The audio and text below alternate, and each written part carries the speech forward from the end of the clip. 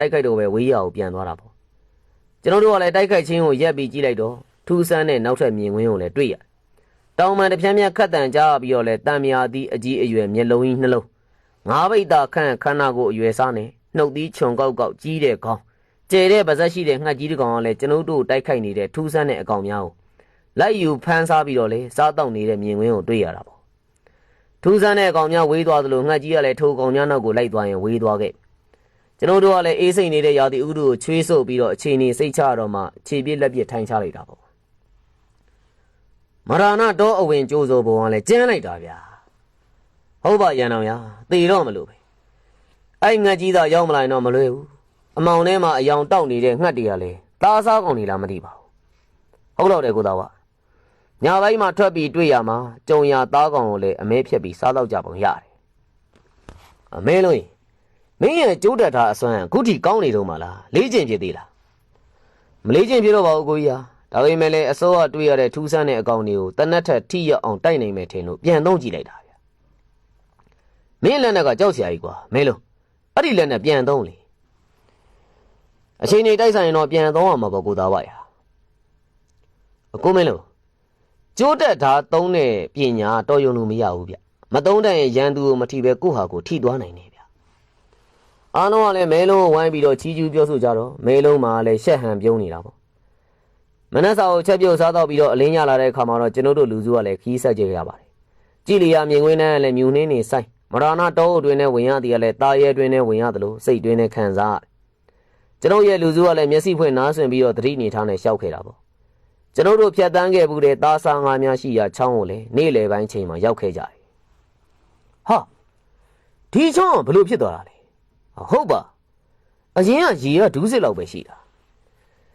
ရေနံပိုင်းဖြတ်ကူးရရင်တော့တစ်ဖက်ကမ်းမရောက်ခင်မှာငါးတွေဝိုင်းစားလို့အယိုးကျသွားမှာ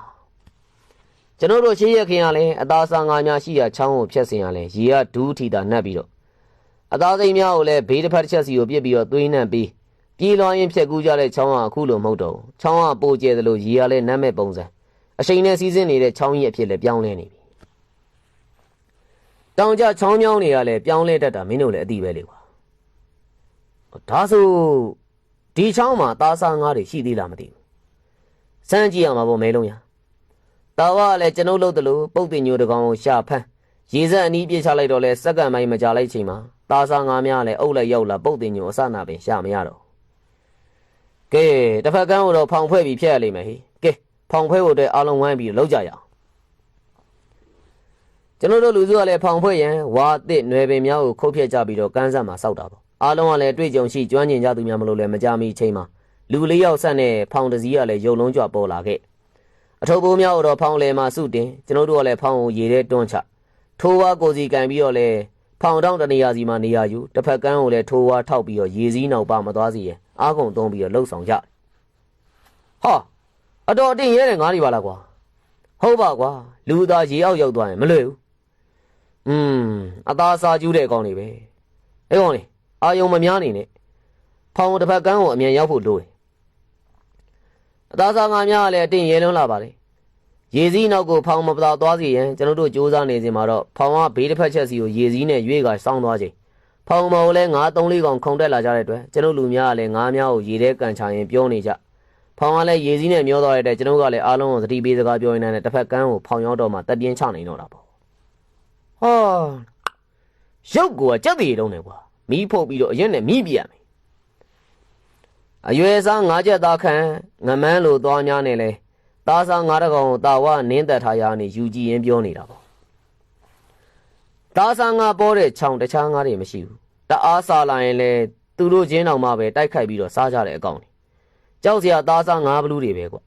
ွကျွန်တော်တို့၄ယောက်ရေရောက်သွားရင်တော့အသက်ရှင်စရာလမ်းမရှိတော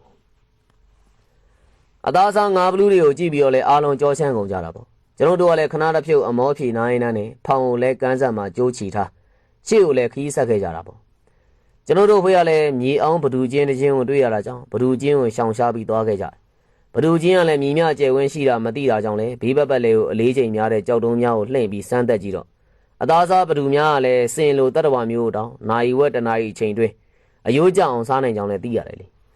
ယောက်ျားကြီးပေါင်လုံးခန့်မွေကြီးတကောင်ကလည်းကျွန်ုပ်တို့သွားလန်းရှိရနေဖြတ်သွားတော့အားလုံးကလည်းခြေလန်းရက်ပြီးတိတ်ဆိတ် မွေရလဲအဝါရောင်ကွက်ကြားမွေဖြစ်ပြီးတော့မြည်သည့်မွေမျိုးစားလို့လည်းမသိအောင်ကျွန်တော်တို့အန်ရီယမပေးရတဲ့လည်းကျွန်တော်တို့ကလည်းငြိမ်နေကြတာပေါ့ညနေဆောင်မှာတော့လေရေရတဲ့စမ်းချောင်းတနေရာမှာစခန်းချကြတယ်ကိုဘုတ်ဒီကျွန်တော်တို့မမောင်ခင်မှာဟင်းစားလေးပါလေးရအောင်တော့ပြုံမယ်ဗျာအရန်အောင်မင်းရောက်ထဲမသွားနဲ့ကွာမဲလုံးလည်းခေါ်သွားအဝေးကြီးမသွားကြနဲ့နော်တတိထားကြဟိရန်အောင်နဲ့မဲလုံးကလည်းဟင်းစားချထွက်ကြစဉ်ကျွန်ုပ်ကလည်းတစ်ချောက်တုံများကိုရသလောက်ရှာဖွေစုဆောင်းနေသလိုတာဝကလည်းထမင်းချက်ရန်လုပ်နေတာပေါ့ထင်းကြောင်များနဲ့မီးရောမီးချိန်မရသေးတာကြောင့်လည်းမီးကိုးတွေကလည်းဥထွက်နေတာဒိုင်းကနေတနက်ပြစ်တန်တစ်ချက်ကိုလည်းကြားရပါလေသားကောင်တွေးရည်လည်းပြစ်ခတ်လိုက်ခြင်းဖြစ်ပုံရတယ်မကြမီမှာတော့တမင်တကောင်ကိုလည်းရန်အောင်ထမ်းပြီးပြန်ရောက်လာတာပေါ့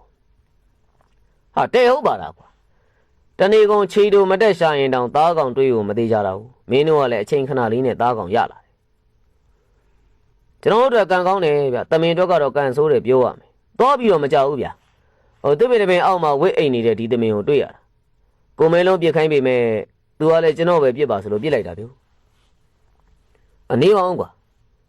တမင်ကတကောင်နဲ့လားတချောင်းကောင်တွေအနီးနားမှာမတွေ့ဘူးလားမတွေ့မိဘူးဗျတကောင်နဲ့တွေ့တာကျွန်တော်ကလည်းစိတ်တွင်းထဲမှာစနိုးစနောင်ဖြစ်သွားတာပေါ့မဲလုံးနဲ့ရန်တော်ကလည်းတမင်ကိုခုတ်ထစ်ကြက်စင်ဆောက်ပြီးတော့လည်းကြက်တိုက်နေကြပါလာတဲ့ရပလင်းကိုဖွင့်ပြီးတော့လည်းတမင်သားနဲ့မြည်ကြတာပေါ့တမင်ကတော့အုပ်စုဖွဲ့နေတဲ့ကြတဲ့အကောင်မျိုးဖြစ်ပြီးတော့တကောင်နဲ့တွေ့ရခြင်းဆိုခြင်းကြောင့်လည်းအနှဲငယ်တွေးရနေတမင်ကလည်းအမဲလိုက်ခံရ၍အုပ်စုကွဲလာခြင်းပြီးလားအမဲလိုက်ခံရတဲ့သားစားတတ္တဝါဘာကောင်လဲလို့လည်းတွေးနေခြင်းလည်းဖြစ်ပါတယ်အစိုးရလွန်ကဲနေခြင်းကလည်းမဟုတ်ထိုသားစားတတ္တဝါနဲ့ကျွန်ုပ်တို့စွန်အားမြည်ကိုမလိုလားခြင်းကြောင့်လည်းဖြစ်ကျွန်ုပ်တို့မှလည်းစားတော့ပြီးတဲ့အခါမှာတော့လေမိကိုနဲ့တင်းနေတဲ့ထမင်းနဲ့တမင်သားခင်ကိုလည်းစားလိုက်ကြတယ်ကင်းကိုလည်းလက်ကြခွဲရမှာတော့ကျွန်တော်ကတော့ထုံးစံတိုင်းညစ်ဦးရံကိုလည်းတောင်းဝင်ယူတယ်မင်းလုံးကလည်းကျွန်တော်ကိုလာနှိုးတာကြောင့်အိယာကနေထအပုတ်ပါသွားမျက်နှာတစ်မိဖို့လည်းထင်းတစ်တွေထပ်ဖြည့်ရင်းနှီးချမ်းတောက်လိုတာကြောင့်ဝယ်ခိုင်းရမှာတော့လည်းပါမလာတဲ့အတွက်မတော့တာကြောင့်လည်းတခါမှမပြည့်ရသေးတဲ့တနက်ကိုသာတိုက်ချွေးနှမ်းနဲ့လည်းကြည်ဖြည့်ဖြည့်ထားတာပေါ့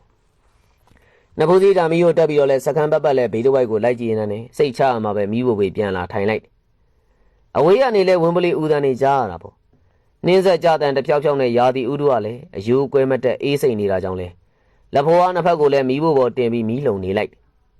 ထိုးစင်မှာတော့နှာခေါင်းတွင်းထဲကိုသွင်းညီနှံ့လဲလေအဝိတ်မှာရတာကြောင့်လူကလည်းဆက်ခနဲခေါင်းမက်သွားတာပေါ့တနက်ကိုဆက်ခနဲကင်လေးလာရဘက်ကိုမျက်နှာမူငြိမ်သက်စွာရှိနေလိုက်တိုးဒိတ်စာရွေရှားလာနေတဲ့ကိုလည်းနားတွင်နဲ့ကြားရတာကြောင့်ကျွန်ုပ်တို့စခန်းကြီးကိုချင်းကပ်သူရှိနေမှန်းကိုလည်းတွေးလိုက်မိတာပေါ့ကျွန်ုပ်ကလည်းနဖိုးစီတံမီကိုဆက်ခနဲဖွင့်ပြီးတော့မတ်တက်ရဲတနက်နဲ့လည်းအတန်ကြားရကိုထိုးချိန်လိုက်လှုပ်ရှားမှုတွေးရတော့လဲမြူဆိုင်နေရကြောင်းသဲကွဲစွာမတွေ့ရဘူးလေရှေးဦးစွာကျွန်ုပ်မြင်တွေ့လိုက်ရသည်ကတော့နှင်းဝက်ဝင်ကြီးတကောင်ဝက်ဝင်ရလဲတော်ယုံကောင်မဟုတ်ဘဲနဲ့ကျွဲတကောင်ခန့်အရွယ်စားရှိပြီးတော့အဖြူရောင်ဝက်ဝင်ကြီးသူ့ကြောပေါ်မှာလဲလူတယောက်စီးနှင်းလိုက်ပါလာကြောင်းလည်းတွေ့ရတာပေါ့ဝက်ဝင်ကြီးနဲ့သူ့ကြောပေါ်ကလူကတကယ်တက်ရှိလားပရလောကသားလားလို့လည်းတွေးနေမိဝက်ဝင်ကြီးရဲ့ပါဇက်ရင်ဘက်မှာလဲလက်ဆက်တဲ့သွေးတွေပေးနေတာပေါ့ဝက်ဝင်ကြီးရဲ့ကြောပေါ်ကလူကလည်းဝက်ဝင်တရီကိုလည်းအနှွေးတဲ့ချုပ်ဝစ်ဝက်ဝင်တရီအုတ်ထုံဝက်ဝင်တရီဖနက်ကိုလည်းစီးထားတယ်အရက်က9ပေ9ခန့်ရှိမယ်ဖြစ်ပြီးတော့လည်းမျက်နှာ4000ကြကြမျက်ပေါက်ချင်းချင်းနဲ့ဝက်ဝင်ကြောပေါ်ကနေဆင်းလာအเจ้าယုံကင်းစွာနဲ့ကျွန်ုပ်ရှိမနီမိုးရိုးကိုလျှောက်လာပြီးစိုက်ကြည့်နေတာပေါ့သူ့ကြောမှာလည်းသွေးစွန်းနေတဲ့ပစိန်တလက်ကိုလွယ်ထားကြောင်းလည်းတွေ့ရတယ်ဝက်ဝင်နဲ့ထိုလူကတော့မကြသေးခင်ကပင်ရန်သူတယောက်ကိုတိုက်ခိုက်လာပုံရတယ်လေကျွန်ုပ်ကလည်းချိန်ထားတဲ့တနက်ကိုသိမ်းလိုက်ပြီးတော့စကားလှမ်းပြောရမှာတော့သူ့စကားကိုလည်းကျွန်ုပ်နားမလည်ဘူးထိုလူကလည်းကျက်စင်ဘောကအသားများကိုလက်ညှိုးထိုးညွှန်ပြရမှာတော့အသားစားလို့ခြင်းဖြစ်ကြောင်းသိတာကြောင့်ကောင်းငိတ်ပြလိုက်တာပေါ့ထိုလူကလည်းကျက်စင်တစ်ဖက်မိဖို့ဘေးမှာထိုင်ပြီးတော့တမင်သားကိများကိုလည်းအားရပါရစားတောင်းဘောဝင်ကြီးကတော့သခင်ရဲ့အနီးကိုရှောက်လာပြီးထိုင်ရင်းနဲ့မီးလုံနေတာပေါ့ကျွန်ုပ်ကလည်းထိုင်ပြီးတော့လက်ဖက်ချောက်မပါတဲ့ရေနွေးကိုလည်းဝက်စစ်ခွက်နဲ့ပေးလိုက်တော့တမင်ကြက်တိုက်သားသည်များကိုလည်းပလုတ်ပလောင်ပူပူနေနေဝါလိုက်ရေနွေးပူကိုလည်းတဖူးဖူးမှုတ်တော့လိုက်နဲ့စိတ်အေးလက်အေးရှိနေတာအစာမစားသည်ကလည်းဘလောက်တောင်ကြပြီးမဆိုနိုင်ထိုလူကလည်းအသားကင်နှစ်ပိတ်သာခန့်စားပြီးတော့ရေနွေးတောက်နေတော့ကျွန်ုပ်ကလည်းဆက်စားရင်လက်မူရနဲ့ပြတော့လေလက်ကပြပြုံးပြပြီးတော့သူ့စကားနဲ့ပြောလာပြန်တယ်ကျွန်ုပ်ကလည်းကျေးဇူးတင်ကြောင်းပြောလို့တဲ့စကားလိုလည်းယူဆရပါတယ်ထိုလူကလည်းစကားတွေထပ်ပြောနေတယ်သူ့လေဘင်းမှာဝက်ထားတယ်လေဆွဲကိုချွတ်ကျွန်ုပ်ကိုလှမ်းပြီးကျွန်ုပ်ကလည်းလက်ကရင်ညင်းတော်လဲအတင်းပေးတာကြောင့်ယူလဲရတာပေါ့လေဆွဲပတိပေးပြီးတဲ့အခါမှာတော့မတ်တက်ရက်ကျွန်ုပ်ကလည်းလိုက်ရက်ပြီးတော့ခါကုန်းပြီးတော့ဥတစ်ချက်ညွတ်စကားတချို့ပြောပြီးတော့လဲဝက်ဝင်ရဲ့ကြောပေါ်တက်ပြီးတော့ထွက်သွားခဲ့ကျွန်ုပ်ကလည်းထိုလူပေးခဲ့တဲ့လေဆွဲကိုကြည့်လိုက်တော့လေရောင်စုံကြောက်လုံးလေးများအလဲမှာဝက်ဝင်တကောင်ရဲ့ ကြောက်ဖြူနဲ့ထုလောက်ထားတယ်လေဆွဲဖြစ်မှန်းအောင်လည်းသိရတာပေါ့ဘောဝင်ရုပ်ရဲ့ရှင်းတဲ့နောက်စာသားများရေးထိုးထားတော့လဲနားမလဲတဲ့စာများဖြစ်ပြီးတော့တရုတ်စာများနဲ့လည်းနီးစပ်ဆုံးဆင်တူးနေတာကျွန်တော်လေဆွဲကိုကြည့်နေစင်မှာတော့တာဝအတန်ကြားရတယ်လေအကုန်ပါပြီကွာကုန်ပါပြီတမင်သားတွေဒီလူစားရတယ်ကုန်ပါပြီလူဆိုရင်ဒီလောက်စားနိုင်မှာမဟုတ်တရေလားဘလူးလားပဲဝက်ဝင်ကြီးလဲစီးတာသေးတယ်အာတာဝရမင်းနိုးနေရလားကွာဘာလို့ထမလားလေကျွန်တော်လည်းနိုးနေပါလေဗျာအချိန်နေငြိမ်ပြီးတော့စောင့်ကြည့်နေတာကိုကြီးကသူ့ကိုရံမပြုတ်သလိုသူကလည်းရံမပြုတ်တာမဟုတ်လို့ဘာဆက်ဖြစ်မလဲအဲ့ရတွေကနေကြည့်နေတာဗျာဝက်ဝင်စီးတဲ့လူထွက်လာမှပဲကျွန်ုပ်လူများအဲ့နေရာကနေထလာပြီးတော့လက်နက်ကိုစီအသင့်ကင်လာကြောင်တွေ့ရတာပေါ့သူ့ပုံစံမီးရောင်တွေ့လို့ချိန်နေလာကြည့်ရင်လည်းအသားကင်ထားတာတွေ့လို့လာတောင်းစားပုံပဲကွာအစားအစာမစားတာလည်းအတော်ကြာနေပုံရတယ်စားတော့တာကြည့်ပါလားဝက်ဝင်ကြီးမှလည်းသွေးတွေနေဗျာဒီလူပစိန်မှလည်းသွေးတွေနေလူဆိုးလားလည်းမသိပါဘူးဝက်ဝင်ကလည်းကြောက်စရာကြီးဗျာဒါကို तू ကစီးတောင်စီးနေသေးတယ်သူ့ကြည့်ရတာတိုက်ပွဲတစ်ခုကိုအပြင်းထန်ဆင်နွှဲလာပုံပဲဝက်ဝင်ကတော့ငငယ်ကလေးကမွေးထားလာမှမသိတာသားပါရအေးဗျာကျွန်တော်တို့စကားနားလည်ပြောတတ်ရင်လည်းအကောင်းသားဒါဆိုရင်သူ့အကြောင်းအားလုံးသိရမှာဟုတ်တယ်မဲလုံးကြီးကျွန်တော်လည်းသိကျင်နေတာဟာကိုတာဘောကိုနှိုးရမှာဗျကဘာသုံးဘာသာစကားနဲ့ကိုတာဘောကိုမေးခိုင်းလို့ရကျွန်တော်တို့အားလုံးကလည်းသဘောကျသွားရီမောလိုက်မိကြတာပေါ့ကျွန်တော်လေတွင်းကနေပြီးတော့လေဆွဲကိုလည်းအားလုံးတောင်းယူကြည့်ကြတော့တာမန်လေဆွဲတစ်ခုသာဖြစ်လေသဘောထားပြီးတော့ဘသူမှလည်းစိတ်မဝင်စားကြဘူးဒီလေဆွဲပြီးခဲ့တာအကြောင်းရှိရမယ်လာပြီးလကွယ်လိုနေမျိုးတွေမှာလူကိုလာပူးကပ်ပြီးတော့စားမလို့နဲ့တူတယ်မလွတ်ပြစ်လိုက်ပါကိုကြီးဟာအာတာဝရဘာတွေပေါက်ခဲ့တယ်ပြောနေရတယ်သူ့ကြည့်ရတာလေဆွဲကိုတန်မိုးထားတဲ့ပုံပဲပေးကန်ဒီခဏတွေးဝေနေသေးတယ်လူတယောက်ပေးတဲ့လက်ဆောင်တန်မိုးရှိတာမရှိတာတွက်လို့မရဘူးသူတန်မိုးထားတာကျွန်ုပ်ကိုပေးလာမှာတော့သိမ်းထားရမှာပေါ့ကျွန်ုပ်ကလည်းလေဆွဲကိုလည်းကြောပိတ်ရဲ့အတွင်းနဲ့တေချာသိမ်းစီထားလိုက်တာပေါ့အားလုံးကလည်းအိမ်မပြောနိုင်ကြရမလို့လည်းမီးဖို့ဘေးမှာထိုင်ကြီးမားတဲ့ဝက်ဝင်ကြီးနဲ့စီးနှင်းလာသူအကြောင်းကိုလည်းထင်ချက်အမျိုးမျိုးနဲ့ပြောဆိုကြရင်မိုးလင်းတဲ့ခါမှပဲမနှက်စာစားပြီးတော့ခီးထွက်ခဲ့ကြတာပေါ့ခရီးစဉ်ကလည်းကျန်းသက်ထက်ကျန်းလာခဲ့ပါပြီရှေ့ဆက်သွားရင်တော့လေချာပန်ဒီလူရိုင်းများနယ်မြေကိုကြော်ဖြတ်ရတော့မှဖြစ်တာကြောင့်လေတတိထားနေရတဲ့အချိန်များဖြစ်ပါတယ်ချာပန်ဒီလူရိုင်းများလည်းအလွန်ရိုင်းတဲ့လူရိုင်းလူမျိုးစုဖြစ်ပြီးတော့လေအသားစိမ်းငါးစိမ်းများကိုစားတော့သူတို့နယ်မြေကိုလူစိမ်းရောက်လာရင်လည်းတားကောင်တစ်ဖွဲအမဲလိုက်တက်ဖြတ်ကြတဲ့မျိုးနွယ်စုရာသီဥတုကလည်းနေလေပိုင်းတွင်နဲ့တိမ်ကြားနေအောင်နေငယ်ထွက်ပေါ်ပြီးပြန်ပေါက်သွားတယ်လေဟာလူရိုင်းနေပဲလူတွေကိုဖမ်းသွားကြပါလားလူရိုင်းချင်းမလို့ဖမ်းသွားကြတာလေဟေးကောင်လေတိတ်နေကြအတန်မထွက်နဲ့ကျွန်တော်တို့မှလည်းတောင်ကျောတနေရာရောက်မှအောက်ဘက်ကိုငုံကြည့်ပြီးတော့လေလေးများနဲ့လှန်နှံကင်ထားတဲ့လူရိုင်းများကလည်းတခြားလူရိုင်း၃ယောက်ကိုဖမ်းလာကြအသားနီဆက်ဆက်လူရိုင်းများကလည်းအသားညွညွလူရိုင်း၃ယောက်ကိုဖမ်းသွားပြီးတော့လေတစ်တော်အတွင်းကြားတွေကိုဝင်ရောက်ပြောက်ကွယ်သွားတာကိုလည်းခဏမြတ်မြတ်တွေ့ရတာပေါ့အသားနီဆက်ဆက်လူရိုင်းများကတော့ခြာပန်ဒီလူရိုင်းတွေဖြစ်ကြောင်းဘန်ဒူယာပြောပြပြီးလည်းသိရတယ်အစိမ်းစားကြများမလားရစ်ပူစော်ကြမလားမသိဘူးလူအသက်တစ်ချောင်းရခဲ့ပါတယ်ဗျာကိုဖို့တွေတော့ကြကြရအောင်ဟုတ်တယ်ဗျာဒီကောင်လေးကိုတခါတည်းမျိုးဖြုတ်ပြရမှာအခုလည်းအမဲလိုက်လာတာထင်တယ်ဖမ်းခံထားရတဲ့လူရိုင်းကြီးမှာသွေးတွေတွေ့လိုက်တယ်မင်းတို့တနာတယ်လို့ကျွန်တော်လည်းတနာပါတယ်ဒါပေမဲ့လို့ခြာပန်ဒီတွေကိုလက်နက်ကောင်းယုံနဲ့ရှင်လို့ရမယ်ထင်နေကြတာလား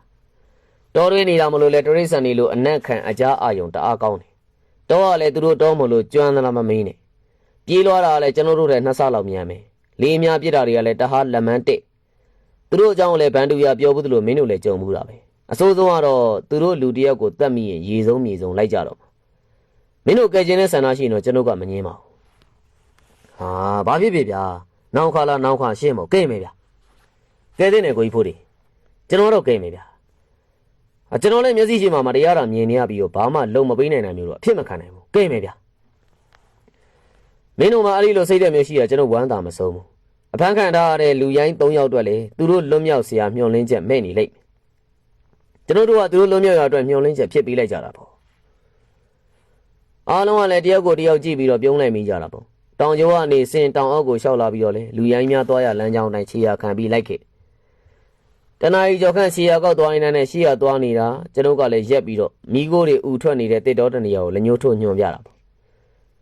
မိခိုးတွေဥထွက်နေတဲ့နေရာကိုလည်းကျွန်တော်တို့ကလည်းတရွေ့ရွေ့တစ်တော်တွင်းကနေသွားကြတယ်တောင်ကုန်းတစ်ခုရဲ့ထိပ်ကိုရောက်တဲ့အခါမှာတော့ရွာကိုလည်းအပေါ်ကနေစီးမိုးပြီးတော့မြင်ရတာပေါ့တောင်ပေါ်ကြည့်ရတာမြင်နေရချင်းဖြစ်ပြီးတော့တနာရီတော့လည်းအနည်းဆုံးရှော့အောင်မှဖြစ်တယ်ကိုဘိုးတွေ လို့လုပ်ကြမလဲဗျအစီအစဉ်ပါရှိလေပြောပါကျွန်တော်တွေးထားတာဒီကောင်နေနဲ့ထိတ်တိုက်ရင်မဆိုင်လေကောင်းလေပဲအဲ့ဒီတော့အကျဉ်းသားလူရိုင်း3ယောက်ကိုကယ်ပြီးအမြန်ဆုံးပြေးမယ်မလွဲမရှောင်တာမှပဲရင်ဆိုင်ကြတာပေါ့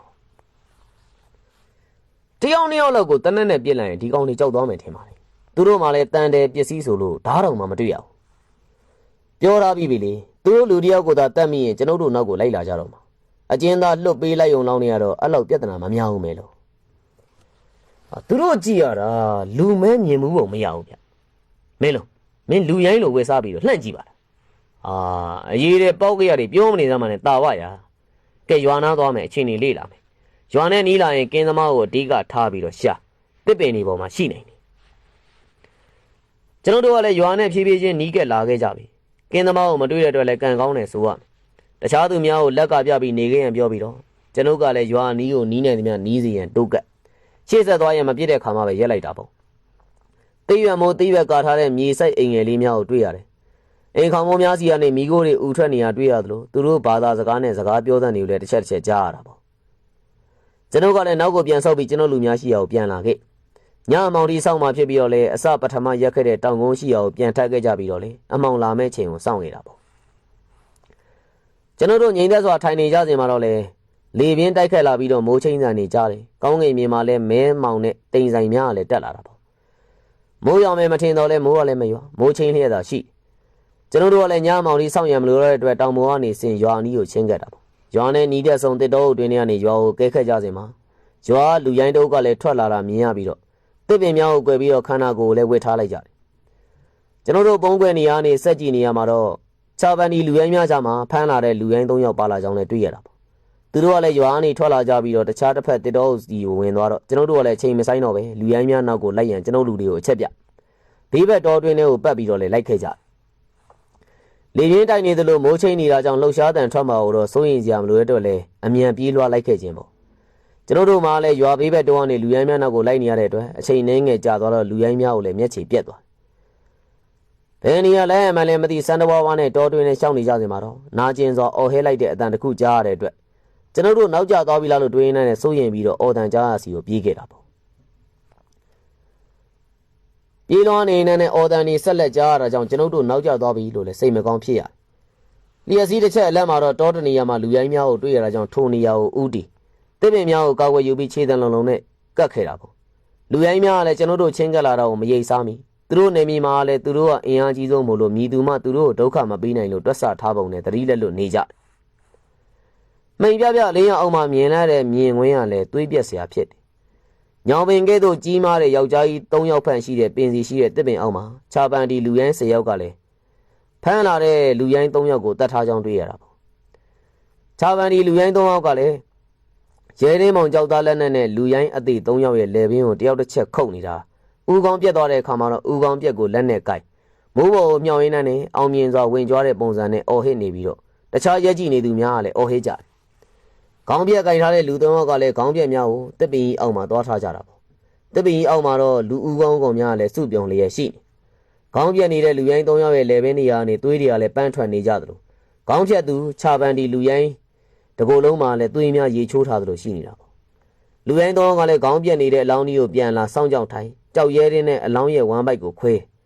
ရင်ခွဲပြီးတဲ့အခါမှာတော့အလောင်းတွင်းထဲကဝမ်းပိုက်ကလေးစားတွေဆွဲနှုတ်အသေးကိုလည်းအစိမ့်လိုက်ဝါစာဥများကိုလေပင်မှာပတ်ထားသည်ကိုကြည့်ရသည်ကလည်းကြောက်စရာယွန်စရာပုံစံနေကျွန်တော်ကလည်းမြင်ကွင်းကိုကြည့်ပြီးတော့ဒေါသစိတ်တွေကလည်းဒီရီလိုတက်လာကျွန်တော်လူများကလည်းမြင်ကွင်းကိုကြောင်ငေးကြည့်ရန်အောင်မင်းတို့ကျွန်တော်ကဟို3ယောက်ကိုပြစ်မယ်တာဝမင်းကတခြားတစ်ယောက်ကိုပြစ်တယောက်မှမလွတ်စေနဲ့ကွာမိုးချင်းတာနဲ့ဗျိုင်းသူပြစ်ကျွန်တော်လူများကိုလည်းတီးလို့ပြောရင်းနဲ့နေရာယူခန်းရတာပေါ့ကျွန်တော်ကလည်းတနက်ကိုမောင်းတင်ပြီးအခြေအနေစောင့်ဆိုင်လိုက်တယ်မိုးချင်းတန်နဲ့အတူတူတနက်တန်4ချက်ကလည်းထွက်ပေါ်လာတာပေါ့ကျွန်တော်ပြစ်ချက်ကတော့အသားအစားနေတဲ့လူရိုင်းတယောက်ရဲ့နှစ်ဖူးကိုထိမှန်လဲပြိုသွားသလိုတခြားအသားအစားနေတဲ့လူရိုင်း2ယောက်လဲကျသွားတာကိုရက်ကြည့်နေတဲ့လူရိုင်း1ယောက်စုစုပေါင်း4ယောက်နာကျင်စွာအော်ရင်းလဲကျသွားတယ်လူရိုင်း3ယောက်ကလည်းမိုးချင်းတန်ကိုကြားပြီးတော့သူတို့လူ4ယောက်လဲကျသွားတဲ့တည်းလဲကြောက်ရွံ့ထိတ်လန့်နေကြစင်မှာကျွန်တော်ကလည်းလူရိုင်း1ယောက်ကိုပြစ်ချလိုက်သလိုတခြားသူများကလည်းပြစ်တဲ့အတွက်လူရိုင်း4ယောက်ကလည်းနာကျင်စွာအော်ဟင်းလဲကျသွားတာပေါ့ရိုင်းဖေကိုလည်းလင်းမြန်စွာမောင်းတင်နောက်1ယောက်ကိုပြစ်ခတ်လိုက်သလိုနောက်ဆုံးကြံနေတဲ့1ယောက်ကိုတော့ကျွန်ုပ်လူ3ယောက်ကလည်းပြစ်ခတ်လိုက်ကြတယ် အဲ့ဒီနောက်လူရိုင်းများလည်းမြေပေါ်ကိုလဲကြလျက်တချို့ကမသေးသေးပဲနဲ့အိုဟိညီးတွားလျက်ရှိတော်လဲမကြခင်မှာသေမှာတော့သေကြပါတယ်အတော်ကိုရက်ဆက်တဲ့ကောင်တွေပဲလူတက်နေတာကြည့်ရတာအသေးတူဥတုံနဲ့ခံစားရတယ်ဗျာဒီကောင်တွေကိုလူတက်ဝင်အောင်လို့လေ့ကျင့်ထားပြီးပုံရတယ်အယိုးကောင်းတွေကတော့ခုလိုလူတွေတက်ပြီးတော့ရစ်ပူစော်ထားတဲ့ပုံပဲတကယ်ကြောက်စရာကောင်းနေမင်းတို့စကားနောက်မှပြောကြကွာဒီကနေအမြန်ဆုံးပြေးဖို့လုပ်ကြရတော့မယ်ခုကတနတ်တန်ကိုမိုးချင်းတန်နဲ့ရောနေလို့တခြားလူရိုင်းတွေမရိပ်မိတော့ဘူးကျွန်တော်တို့မတွေ့ရင်လည်းမိုးကြိုးပြစ်သေးတာပဲထဲမှာတွေ့သွားရင်တော့သွားပြီကွာကျွန်တော်ကလည်းလာရလန်းတိုင်းရှိရနေဥဆောင်ပြေးလွှားနေတာပေါ့မှောင်နေပြီဖြစ်တော့လဲမီးမထွန်းရဲမဲနဲ့အမှောင်တွင်းထဲကနေမှန်းဆပြီးပြေးနေတာလျှက်စည်းတစ်ချက်အလက်မှာတော့ရှိရလန်းများကိုကြိုတင်မှတ်ထားရတာပေါ့ကျွန်တော်ပါဝင်အားလုံးကလည်းမကြာခဏလဲကြကျွန်တော်တို့ကလည်းလူရိုင်းရွာကိုကြည့်လိုက်တော့လေမီးရောင်များမြင်တွေ့ရတယ်လေလူရိုင်းရွာကိုကြည့်တဲ့တောင်ကုန်းတစ်ဖက်ကျော်တဲ့အခါမှာတော့နဘူစီတံမီတွေကိုတက်ပြီးမီးဖွင့်ဆက်လက်ပြေးထွားရင်စိတ်ချရတဲ့နေရာရောက်မှပုံမှန်လျှောက်ကြချာပန်ဒီလူရိုင်းနယ်နမိတ်ကိုကြော်ဖြတ်ရန်လိုတာမလို့လေတညာလုံးမယံမနာလျှောက်ကြရင်နဲ့မိုးလင်းကနီးမှနားကြပြီးတော့ရေရှာချက်ပြုတ်စားတော့ပြီးတော့ခဏတစ်ဖြုတ်မေးဆက်ကြတာပေါ့ချာပန်ဒီလူရိုင်းများရဲ့ရက်ဆက်တဲ့လူသက်ပုံများကလည်းအိမ်မက်တွင်းထဲလို့ပင်လိုက်ပါပြီးတော့နှောက်ယှက်လျက်ရှိနေတာအဲ့ရာနေနိုးတဲ့အခါမှာတော့မပြီးဆုံးသေးတဲ့ခီးစဉ်အတွက်လည်းခီးထက်ပြီးဆက်ကြပြန်တာပေါ့ချာပန်ဒီလူရိုင်းများလိုက်မလာတဲ့အတွက်လည်းစိတ်အေးသွားတယ်ကတောင်းလူမျိုးများနေထိုင်ရာရွာကိုသွားတယ်လမ်းဘက်ကနေလာခြင်းမဟုတ်တဲ့အတွက်လည်းကတောင်းရွာကိုတော့ဝင်မလဲဖြစ်တော့ကျွန်တော်တို့အားလုံးကလည်းခြေလမ်းရက်လိုက်ကြပါတယ်အကြောင်းရင်းကတော့ကလေးငယ်တယောက်ကျွန်တော်တို့သွားလန်းရှိမှတွေ့ရခြင်းကြောင့်လည်းဖြစ်တယ်အသက်၈နှစ်၉နှစ်အရွယ်လိုလည်းမှန်းဆပြီးတော့ပိန်လှီဇပင်ရဖယိုဖယဲအနွေးတယ်မပါပဲရက်နေတာလေကောင်းလေးတယောက်သေးပါလားတယောက်တည်းဒီမှာရှိနေတာတရေလေးပဲဖြစ်ရမယ်မဟုတ်တော့ပါဘူးကိုသားပါရာကိုသားဘာသွားပြောင်းနေနေရန်တော့ तू ကတောထဲမှာတွေ့လိုက်ရင်တရေပဲကွာရွာကြီးလည်းမရှိဘူးလေကွာတောထဲမှာကလေးတယောက်တည်းဘလို့အသက်ရှင်မလဲတရေမဟုတ်ရင်ဘာလဲကွာမင်းတို့ပြောလေတာဝတစ်ဖက်ရန်အောင်နဲ့မိန်လုံးကတစ်ဖက်ညင်းခုန်နေတာပေါ့ကျွန်တော်ကလည်းကောင်လေးအနားကိုသွားသားအတွက်ဝယ်လာတဲ့မုံတုတ်ထဲကနေတခုယူကလေးကိုလှမ်းပြီးတော့မယူဝင်ဖြစ်နေတာကျွန်တော်ကလည်းပြုံးပြရင်လည်းစားရန်အမူအရာပြတော့မတက်တာတဲ့အတွက်လည်းမုံတုတ်ကိုဖွင့်ပေးပြီးစားရန်ပြောမှစားရတာပေါ့ကောင်လေးကလည်းမုံကိုတကိုက်ကိုက်စားရင်နှိမ့်ဆိုင်သွားဟန်နဲ့အားရပါရစားနေတာကိုလည်းကြည်နူးစွာကြည့်မိကျွန်တော်ကလည်းကောင်လေးကိုအိမ်ပြန်လိုက်ဖို့လိုတော့လေသူ့နေရာမသိတဲ့အပြင်သူတို့စကားမတတ်တဲ့အတွက်လေကောင်လေးကိုခြံထားခဲ့ပြီးတော့ရှေ့ဆက်သွားမယ်လို့တော့လေကျွန်ုပ်ရဲ့လက်ကိုလှန့်ဆွဲအခက်ပြီသူဘာပြောချင်တာလဲကျွန်ုပ်မသိကျွန်ုပ်စကားလဲသူနားလဲမှာမဟုတ်တော့ခက်နေကျွန်ုပ်ကလည်းခေါင်းကိုင်းနဲ့စဉ်းစားအကျက်စွာရှိနေစဉ်ကောင်လေးကလည်းကျွန်ုပ်လက်ကိုအတင်းဆွဲခေါ်နေတော့သူ့မှာအကြောင်းအရာတစ်စုံတစ်ရာရှိရမယ်လို့တွေးပြီးကောင်လေးခေါ်ရကိုလိုက်တော်လေအကိုကြီးကောင်လေးခေါ်တာဘာလို့လိုက်သွားလဲဗျာလိုက်မတော်နဲ့လေသူတို့တရေတွေစီခေါ်သွားတာထင်နေမဟုတ်တော့ဘူးသားကသူ့မှာဘာပြောစရာရှိနေလဲမသိဘူးလိုက်သွားကြည့်လိုက်ပါမယ်ကွာတခြားလူများဘာမှမပြောတော့လေတာဝကတော့လမ်းတကြားနဲ့တားမြစ်စကားပြောတာပေါ့ကျွန်ုပ်ကလည်းကောင်လေးခေါ်ရကိုလိုက်ခဲ့တနာရီခန့်လျှောက်သွားပြီးတဲ့အခါမှာတော့ကောင်လေးကလည်းရဲရှေ့ကိုညွှန်ပြတာကြောင့်ကြည့်လိုက်တော့မြင်လိုက်ရတဲ့မြင်ကွင်းကြောင့်လည်းမျက်လုံးပြူသွားခဲ့တယ်ကျွန်တော်တို့တွေးလိုက်ရသည်ကတော့ပြန်ကျဲနေတဲ့အလောင်းကောင်များနဲ့ထိုအလောင်းကောင်များကိုစားတောက်နေတဲ့ဝင်းပလွေတွေအလောင်းကောင်များကလည်းယောက်ျားသားများသာဖြစ်ကြောင်းတွေးရတာပေါ့ဟာအလောင်းကောင်တွေပါလားဘသူတွေကများလာတက်သွားကြတာလေဟိုတနေ့ညတွေးခဲ့တဲ့လူတက်ခဲ့တဲ့အလောင်းတွေများလားကိုကြီးမပြောတတ်တော့မဲလုံးရကောင်းလေးကဘာလို့ဒီနေရာခေါ်လာလဲဒါနဲ့ကောင်းလေးရောကောင်းလေးပဲမလဲရန်တော့စကားကြောင့်လဲကျွန်တော်တို့ကောင်းလေးကိုလိုက်ကြည့်တော့လေကောင်းလေးကိုမတွေ့ရတဲ့အတွက်အားလုံးကလည်းအံ့ဩစရာဖြစ်ရတာပေါ့ပြောသားပဲဗျာဒီကောင်းလေးကတရေပါကျွန်တော်တို့ဒီလိုဖြစ်စေခြင်းလို့နေရာလာပြလာမှမသိတော်စမ်းမှာသားဝါရာကောင်းလေးကိုသေချာရှာကြည့်ပါကျွန်တော်တို့လူစုကလည်းအနီးပတ်ဝန်းကျင်တစ်ဝိုင်းကောင်လေးကိုရှာမတွေ့တော့တဲ့အတွက်လည်းအံ့ဩရတာပေါ့လူသေးများရှိအောင်လိုက်ပြတဲ့ကောင်လေးကလည်းဘာအတွက်ကြောင့်ကျွန်တော်တို့ကိုအလောင်းလိုက်ပြတယ်ဆိုတာကိုလည်းစဉ်းစားမရအောင်ဖြစ်နေတာကျွန်တော်မှလည်းစဉ်းစားများတဲ့ကိစ္စအတွက်ဆက်ပြီးတော့စဉ်းစားမလို့တဲ့အတွက်လည်းသွားရမယ်လမ်းကြောင်းတိုင်းရှေ့ဆက်သွားခဲ့နေ့လယ်မှအချိန်မှာတော့ကျွန်တော်တို့ကလည်းနေ့လယ်စာချက်ပြုတ်စားတော့ရင်ခီးတစ်ထောင်နားကြတာပေါ့ကဲရန်အောင်နဲ့မဲလို့မင်းတို့ချက်ပြုတ်ဖို့လုပ်ကြကွာငါဟင်းစားသွားရှာမယ်ဖြစ်ပါမလားကိုသားပါရာမင်းကငါ့ကိုထင်သေးလို့လားမဲလုံးရမဟုတ်ပါဘူးဗျာဒီတော့ဒီတောင်အန်ဒီရများလို့ပါဟုတ်တယ်ကိုသားပါအန်ဒီရများတယ်ဗျာတယောက်တည်းမသွားပါနဲ့မင်းတို့ထမင်းမချက်ချင်လို့စိုးရင်တယ်လို့ဟန်ဆောင်နေကြတာသိတယ်ကွာတကယ်စီရင်နာစကားပါဗျာတော်ပြီကွာစကားမရှိနဲ့ထမင်းချက်ကြကိုကြီးကျွန်တော်ဟိုနာဒီနာလေးဟင်းစားသွားရှာလိုက်အောင်မယ်ကျွန်တော်တနက်ကန်ရတုံးလေးသားကောင်ရှာပြည့်ပြစေဗျာ သွားလေကွာအဝေးလည်းမသွားနဲ့အန်ရီလည်းခယူးဆိုင်တာဝါလည်းကျွန်ုပ်ထံခွင့်ပြုချက်ရနဲ့ပျော်ရွှင်စွာပြေးလွှားထွက်ခေါ်သွားတာပေါ့ကိုဘူးဒီကိုတာဝါတယောက်တည်းဘာလို့လွတ်လိုက်ရတာလဲဗျာသူ့အကြောင်းမသိတာလည်းမဟုတ်တလွဲတွေရှောက်လုံနေမှဖြစ်တာဝါကိုကျွန်ုပ်ကသူတလွဲလှုပ်တယ်မှန်းသိလို့စေစနာနဲ့ပြောပြတာတွေကသူ့ရင်ထဲမှာမင်းတို့နဲ့စာရင်လေသူ့ကိုနှိမ်ထားသလိုစိတ်ခံစားချက်ဝင်နေတယ်ရန်အောင်သူ့ကိုတစ်ခါတည်းလွတ်ပေးထားလိုက်ဖို့လေကျွန်ုပ်တွေးလိုက်တယ်ဒါမှပဲသူပို့ပြီးတော့ရင်းကျက်လာမယ်ထင်လို့ပါကျန်တော့လည်းကျွန်ုပ်စကားကြောင့်လည်းငြိမ်သွားတာပေါ့စိုးရင်စိတ်ကြောင့်လည်းတာဝါကိုကျွန်ုပ်တာဝါပေါ်လှုပ်တဲ့လှုပ်ရများတာဝါစိတ်မှာသူ့ကိုနှိမ်နေဆိုတဲ့ခံစားချက်သူ့ဘက်သူ့နေရာနေပြီးတော့ကျွန်ုပ်တခါမှလည်းမတွေးမိခဲ့ဘူးအခုတော့တွေးရတော့မယ်တာဝါရဲ့ပင်ကိုစွမ်းစားတွေကျွန်ုပ်ရဲ့လောင်းရိပ်ကြောင့်ငုတ်ရှိုးနေဖြစ်တည်ရလဲကြာပြီပင်ကိုသဘာဝရပျော်ပျော်နေတတ်တော့လဲအေးကြုံရင်သူရရဲစွမ်းတက်တည်ရလဲထုတ်ပြတတ်တော့လဲမကြာခဏပင်တာဝါကိုကျွန်ုပ်ရဲ့လောင်းရိပ်မမိစေရန်အတွက်လဲလွတ်ပေးရန်ဆုံးဖြတ်ထားရတာပေါ့အဲ့ဒီနောက်မှာတော့လဲတနက်ပြစ်ခတ်တန်နှစ်တန်လဲရှေ့စဉ်နောက်စဉ်ထွက်ပေါ်လာတဲ့ကြောင့်စက်ခနဲ့လန့်နိုးသွားတယ်ကျွန်တော်တို့ကတော့တာဝါမြည်သည့်တားကောင်ပြစ်ခတ်လာလဲဆိုတာစိတ်ဝင်စားရှိနေတာပေါ့ဟာကိုသားဝမိုက်တယ်ဗျာဟာတဲဟုတ်ပါလားကိုသားဝ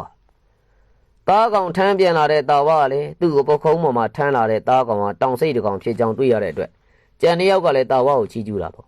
တာဝါကတော့တောင်စိတ်ကိုပြစ်ချပြီးတော့လေတနက်ကိုပုတ်ခုံးပေါ်တင်ဆရာကြီးစတိုင်နဲ့မျက်နှာတီးနဲ့ရှိနေတာပေါ့ကိုကြီးကျွန်တော်လည်းမညံဘူးဆိုတာတွေ့ပြီမလားဗျဟာတောင်စိတ်ကအတော်ပြည့်ရခတ်တာကွာမင်းဘယ်လိုပြစ်လာလဲကံကောင်းတယ်ပြောရမလားပဲတောင်စိတ်နှစ်ကောင်ဝှေ့နေကြတာအနေရလည်းတောင်ထိတ်မှာလေဒီကောင်တွေကခွာမြဲပေမဲ့ကြံတဲ့ကောင်ကတော့အားကြီးတော့ဝှေ့ချလိုက်တာဗျဒီကောင်ကလည်းဒလိန်ကောက်ဝေးနဲ့တောင်မောပြုတ်ကြတာတောင်တစ်ဝက်လောက်မှာခြေထောက်နဲ့ပြန်ကုတ်ပြီးတော့တောင်မောပြန်တက်မယ်လို့တောင်ကလည်းမတ်ဆောက်ကြီးလေအဲ့ဒါနဲ့ပြုတ်မကြောက်အောင်ခြေထောက်ကိုကုတ်ထားတာတော်တော်ချိန်မြဲတဲ့ကောင်တွေဗျအဲ့ဒါနဲ့ကျွန်တော်ကလည်းအောက်ဘက်ကနေလှမ်းပစ်တယ်ပထမတစ်ချက်ကတော့တနက်ကြီးရဲ့ဘယ်နေရာရောက်တော့မှမသိပါဘူးဗျဒုတိယတစ်ချက်ကတော့နောက်စိတ်တက်တဲ့ကွက်တီတာဝါပြောသလိုပဲတောင်စိတ်ရဲ့ခေါင်းနောက်ဘက်မှာတနက်ထိမှန်ထားတဲ့ဒဏ်ရာကိုတွေ့ရတာပေါ့ကျွန်တော်ကလည်းအလွန်ပြောနေတဲ့တာဝါကိုကြည့်ပြီးပြုံးလိုက်ရင်လည်းသူ့ပခုံးကိုလည်းလက်ဝါးနဲ့ပုံရင်ပြုံးလိုက်တယ်တော်တယ်တာဝါရာတောင်စိတ်ကပြည့်ရခတ်တဲ့သားကောင်တွေပါတယ်ကွာဒါကိုမင်းပြစ်နိုင်တာတကယ်တော့ပါတယ်ဒီကောင်နေမင်းတို့ကြားတယ်နော်တောင်စိတ်မင်းတို့မရဘူးမလားငါရဘူးတော့ပြီကွာဒါပဲလေကွာမင်းသားဆိုတာကလည်းအစပိုင်းဘလောက်ခံနေရပါစေနောက်ဆုံးကြတော့မင်းသားပါပဲကွာနားကြီးလိုက်တာရန်အောင်ရမင်းရောနားမကြီးဘူးလားမုံတိုင်းတော့တိုက်တော့မယ်ထင်တယ်ဗျို့လေကတော့အတော်တိုက်ကျွန်တော်ရဲ့လူ၃ယောက်ပြောဆိုတာကိုကြည့်ပြီးကျွန်တော်ကလည်းပြောလိုက်မိတာပေါ့ရလာတဲ့တောင်စိတ်ကိုလည်းအားလုံးဝိုင်းဖြတ်ပြီးကြက်တိုက်တာကိုတိုက်ချက်ပြုတ်ရင်လှုပ်တီလုံးနဲ့လည်းရှိနေတာယနေ့တော်လည်းခရီးဆက်ရန်အချိန်မမီတော့တော့မလို့အခုနေရမှာပဲစခန်းချရတော့တောင်စိတ်ခွာကိုလည်းတေချာခွာယူထားလိုက်ပါတယ်အသားဖြစ်ရာနေထွက်လာရင်လည်းလွှတ်ပြရမယ်စိတ်ပိုင်းများကိုလည်းမြေချင်းနဲ့တူမြုပ်နှံခိုင်းရတယ်သွင်းညီနဲ့ရရင်လည်းတခြားနဲ့သားကောင်တွေကလည်းရောက်လာပြီးတော့မလိုအပ်တဲ့ပြဿနာတွေကိုရင်ဆိုင်ရမှာစိုးရိမ်လည်းဖြစ်တာပေါ့အားလုံးပြီးသွားတဲ့အခါမှာတော့ကိုလည်းတန့်စင်စေးကြောလိုက်တယ်ရေရလည်းမချိုးနိုင်အေးပိုတဲ့အရက်မလို့လည်းအေးစိတ်ရနေရမှာရေမချိုးကြခြင်းလည်းဖြစ်တောင်စိတ်သားကင်းနဲ့လည်းအရက်ဝိုင်းဖွဲ့ပြီးတော့အမောင်းလည်းတဖြည်းဖြည်းကြီးဆိုးလာပြီကျွန်တော်တို့ကလည်းအဲဒီနောက်မှာတော့အရက်ဝိုင်းနားပြီးတော့ထမင်းစားပြီးတဲ့အခါမှာမိဖို့ကြီးဘေးမှာလည်းဝိုင်းဖွဲ့ထိုင်ရင်းရှိနေကြတလောကလုံးကလည်းပိမ့်ပိတ်အောင်မှောင်နေပြီးတော့ကျွန်တော်တို့လူစုဖိုထားတဲ့မိဖို့ကမီးလင်းရောင်သာရှိနေတာပေါ့ကျွန်တော်ကလည်းခုလိုတောင်းတဲ့အရက်မှာအသားကင်များရှိရာမကောင်းဆိုးဝါးများရောက်လာမည်စိုးရင်မိမကြာခဏလည်းမကောင်းဆိုးဝါးများနဲ့ကြုံမှုတဲ့အတွက်လည်းစိုးရင်ခြင်းပေါ့ထိုစဉ်မှာကျွန်တော်ရဲ့နားတွင်ခြေတံနေကြရတဲ့အတွက်လည်းအားလုံးကိုတိတ်တိတ်နေရင်သတိပေးစောင်းအောင်ပြောဆိုနေကြတဲ့ကျွန်တော်လူသုံးယောက်ကလည်းငြိမ်သွားကျွန်တော်နီးတူနှစ်ဖူးစည်းတံပြီးတက်တနက်အသင့်ပြင်းနဲ့အသက်ကြားရစီကိုကြည့်လိုက်ကျွန်တော်တို့ရှိရတဲ့မလန်မကန်းနေလာနေတဲ့တရေတကောင်ကိုလည်းမီးရအောင်မှတွေ့ရတာကြောင့်တာဝအလန်တကြားအော်ရန်အောင်ရဲ့ပြစ်ခိုက်လိုက်တဲ့နှောကလည်းဇက်တိုက်ထွက်ပေါ်လာတာပေါ့ရုပ်ပြက်စင်းပြက်ရှိတဲ့တရေကြီးကလည်းရန်အောင်ရဲ့ပြစ်ချက်အောင်မှမျက်နှာပွင့်ထွက်ပြီးတော့ခန္ဓာကိုယ်ကနောက်ကိုပြစ်လဲကျသွားတယ်ဟာတရေတွေအများကြီးပါလားအရက်လေးမျက်နှာကိုဝိုင်းပြီးတော့လာနေကြတယ်ဒုက္ခပါပဲတရေတကောင်လဲကျသွားပြီးတော့တဆက်သေးစိတ်အေးရပြီးထင်မှတ်နေစဉ်အပုပ်နဲ့နေမခံမရနိုင်အောင်ရပြီးတော့ညီးတွားတဲ့နေကြားလို့ကြည့်လိုက်တော့အရက်လေးမျက်နှာနေပုံစံမျိုးစုံနဲ့ကြောက်မက်ဖွယ်ရမကောင်းဆိုးရတွေတွေ့ရတာပေါ့ကမင်းတို့ထုတ်ပိုးတွေကအမြန်သိမ်းကြတော့ဒီကောင်တွေအသားကင်နဲ့ကြောင့်ရောက်လာတဲ့အကောင်တွေပဲအသားကင်ကိုလည်းဘေးတစ်ဖက်ကိုလွန့်ပြပြီးတော့ကျွန်ုပ်တို့ရှိရနေပြေးရလိမ့်မယ်ဟာဗျာမရစဘူးရထားတဲ့တောင်စိတ်သားကိုတရေကိုကျွေးလိုက်တော့မလားကိုကြီးကပြန်တိုက်ကြအောင်သားဝရေနှံမျောနေရင်တော့မင်းကိုတရေစာကျွေးမှာကွာအချိန်ကြတယ်ကွာအမြန်လောက်ကြ ကျွန်တော်တို့လူစုကလည်းကျက်စင်ဘောကအသားများကိုဘေးဘက်တွေကိုလွှင့်ပစ်တော့ထိုနေရာများမှာမကောင်းဆိုးအားများကလည်းစုသွားကြတဲ့အတွက်လွတ်နေတဲ့လမ်းကနေရှေ့ကိုပြေးခဲ့တာပေါ့ကျွန်တော်ကလည်းနောက်ကိုလှည့်ကြည့်လိုက်တော့လေမကောင်းဆိုးအားများကလည်းကျွန်တော်တို့အရေးမထားအသားခင်များကိုအလူရက်စားတော့ရင်ကြံခဲ့ဟာညီဘောမှာလည်းပြေးရဒီရောက်တော့လည်းပြေးရနဲ့မြမပြည်ပြန်ရောက်ရင်တော့အပြေးပြိုင်မဲ့ဝင်ပြန်ရတော့မယ်အလေးချင်းရနေပြီဗျို့တာဝစကားကြောင့်လဲမောနေတဲ့ကြားတွေကအားလုံးကရီလိုက်မိတာပေါ့မင်းမို့လို့ကြံ့ကြံ့ဖက်ဖက်နေပြောရတယ်တာဝရေအမိုးလို့လားကိုကြီးဟာဒီခရီးမှာပြေးပဲပြေးနေရတယ်ဗျာမောလိုက်တာကျွန်တော်တို့လူစုကလည်းထုံနေရတစ်ဝိုက်မှာမနေလိုတဲ့အတွက်လည်းညပိုင်းခရီးဆက်ရင်အန်ရများမှန်းသိတော့လဲမတက်တာပဲခရီးဆက်ရတာပေါ့မနဲ့လေးအောင်များရတော့မှပဲချောင်းတစ်ချောင်းရဲ့ဘေးမှာနာရင်နဲ့မျက်နှာတစ်ကိုလက်တန့်စင်မနှက်စာချက်ပြုတ်စားတော့ပြီးတော့ခရီးဆက်ခဲ့ကြတယ်တညာလုံးမအိတ်ထားသေးတော့လဲဗန်တူရတို့ရွာရောက်ရင်အတွက်လဲနီးကက်လာပြီမို့လို့ခရီးဆက်နေကြခြင်းလည်းဖြစ်ပါတယ်ထိုအခါမှာတာဝကလည်းကိုကြီးခလေးကသူ့အဖေကိုမှတ်မိမှန်းထင်မှုရတွေ့ရင်ဘယ်လိုပြောကြမှာလဲစိတ်ဝင်စားနေပြီသွေးရစကားပြောတော့ပါလိမ့်မယ်ကွာတားဖခြင်းစိတ်ခံစားမှုဆက်နွယ်နေပါတယ်ဒီလိုလုပ်ကြအောင်ဗျာခလေးကိုကျွန်တော်တို့ဖွဲ့ထဲမှာသူ့အဖေဘယ်သူလဲရွေးခိုင်းကြည့်အောင်မဲလုံးတော့မပါဘူးပေါ့ဒီကောင်ပါလဲမထူးဘူးလေသူ့သားရဲ့ကြီးရနဲ့ခလေးကသူ့ဖေမုံမှန်းတော့သိနေမှာပဲကျွန်တော်တို့၃ယောက်ဆန့်ကြည့်အောင်ကိုသားပါသူများကြတော့ပြောတတ်တယ်နော်ခမရကြတော့တဲခန့်ညနေတာကိုဘာတွေပြောနေရလဲတာဝရနားတွေလည်းညင်းလာပါပဲတော်ပါတော့ကွာတာဝလည်းပါဇက်ကနေပောက်ကရပေါင်းစုံပြောရင်လိုက်ပါလာနေတာပေါ့ကျွန်တော်ကလည်းသူပောက်ကရပြောတာကိုလည်းရီလဲရီချင်းစိတ်ကလည်းရှုပ်နေရကြောင်းအော်လှုပ်တော့မှပဲရန်တော့အနာကိုပြေးသွားပြီးတော့ပောက်ကရပြောနေတယ်ကျွန်တော်ကလည်းနားကြီးမခံနိုင်ရင်လည်းရှေ့ကိုခတ်သက်သက်လျှောက်သွားတော့တာဝရဲ့ပြောစကားတစ်ခုကိုလည်းကြားပြအောင်ကြားလိုက်သည်ရန်တော့ကိုကြီးဖို့တီကဟိုရောက်ရင်မိသားစုတွေအတူအိတ်ဖို့ကလေးကပြောလိုက်ကိုကြီးကအိတ်မှလားမသိဘူးနော်ကျွန်တော်တို့ကလည်းနေလေသာချက်စားရဲ့နားယုံအောင်လွဲပြီးရှေ့ကိုခီးဆက်လာကြတော့ညနေ3 နာရီလောက်မှတော့လေအော်ဒတိုင်းများခတ်ထားတဲ့ဘန်ဒူယာတို့ရွာကိုလေလှမ်းမြင်လဲရတော့တာပေါ့ကျွန်တော် channel ကနေအခုတင်ဆက်ပေးခဲ့တဲ့ဇလန်းလေးကတော့မုတ်ဆိုးဖိုးတီနှင့်သွေးဆိုတဲ့ဇလန်းလေးရဲ့ပထမပိုင်းပဲဖြစ်ပါတယ်နောက်တဲ့ဇာတ်သိမ်းပိုင်းမှာလေဘလို့စိတ်ဝင်စားဖွယ်အကြောင်းအရာတွေနဲ့ထုတ်လင်းတင်ဆက်ပေးမယ်ဆိုတာစောင့်မျှော်ခန်းစားနားဆင်အားပေးကြပါအောင်ခင်ဗျာ